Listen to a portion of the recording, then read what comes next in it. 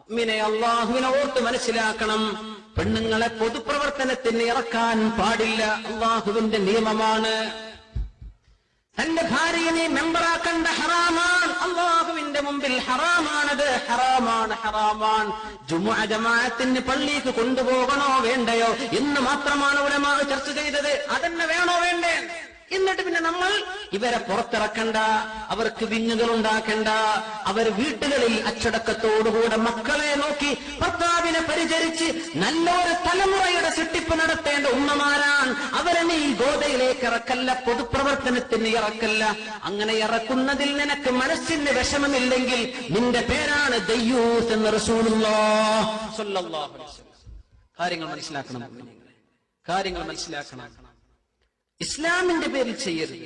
നിങ്ങൾ മുസ്ലിം എന്നുള്ള പേര് മാറ്റിക്കോ, ഇസ്ലാമിന്റെ പേര് മാറ്റിക്കോ. ഇവിടെ മുസ്ലിങ്ങൾക്ക് എന്തെല്ലാം പരിപാടികളുണ്ട്, നടന്നോട്ടെ, ഒരു കുഴപ്പമില്ല.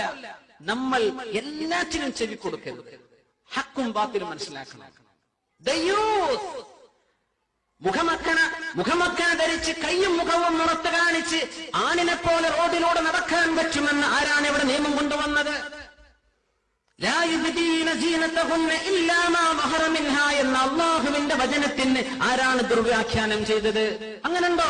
പെണ്ണിന് കയ്യും വീശി റോഡിലൂടെ നടക്കാമെന്ന്, അന്യരുടെ കൂടെ മിങ്കിളാകാമെന്ന്?